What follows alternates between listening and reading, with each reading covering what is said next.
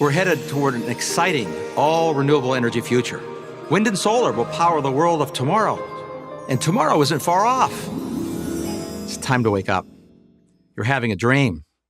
Here's the reality. Oil, natural gas, and coal provide 84% of all the world's energy.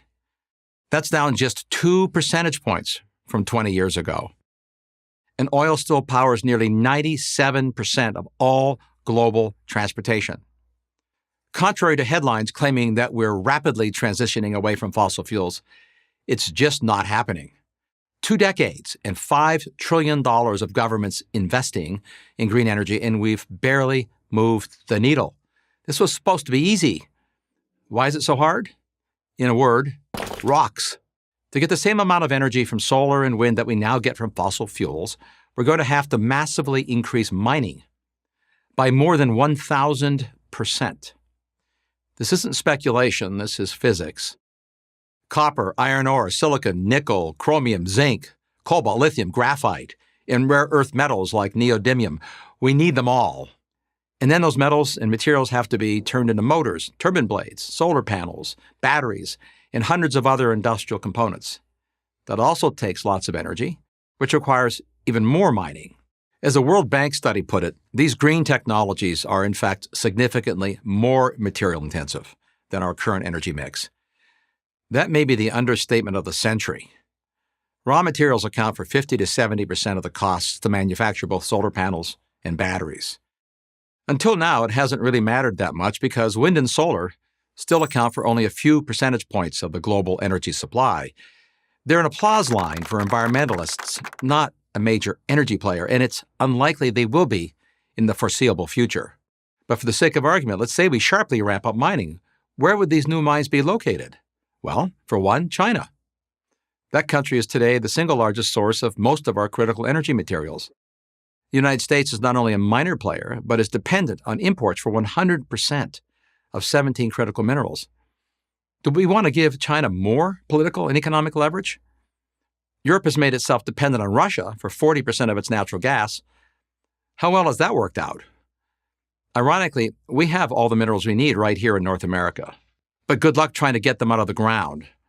Proposals to build mines in the United States and increasingly almost everywhere else meet fierce opposition, if not outright bans. To give just one example, in 2022, the Biden administration canceled a proposed copper and nickel mine in northern Minnesota. This was after years of delays navigating a maze of environmental regulations.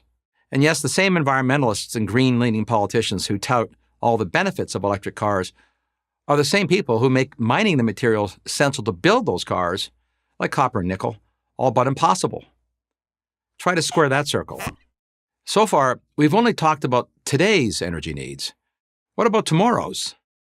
Future energy demand will be far greater than today's. That's been true for the entire history of civilization. The future will not only have more people, but also more innovations. And entrepreneurs have always been better at inventing new ways to use energy than to produce it. It's obvious but worth stating, before the invention of automobiles, airplanes, pharmaceuticals, or computers, there was no energy needed to power them.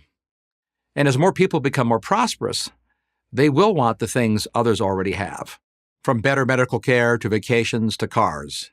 In America, there are about 80 cars for every 100 citizens. In most of the world, it's about 5 per 100 citizens. Over 80% of air travel is for personal purposes, so that's 2 billion barrels of oil a year. Hospitals use 250% more energy per square foot than an average commercial building. And the global information infrastructure, the cloud, already uses twice as much electricity as the entire country of Japan, the world's 3rd largest economy. The massive data centers at the heart of the cloud alone consume almost 10 times more electricity than the world's 10 million electric cars. E-commerce has taken off and is propelling record growth in warehouses, increasingly filled with energy-hungry robots. America's truck freight index more than doubled in the past decade to deliver the goods to and from those warehouses. These are today's known trends. While we can't predict the future, we can predict there'll be more innovation in robotics, drones, quantum computing, biotechnology, and new industries not yet imagined.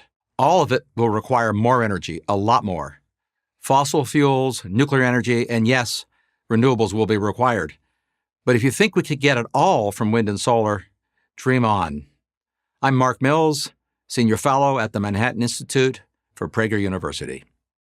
Thank you for watching this video. To keep PragerU videos free, please consider making a tax-deductible donation.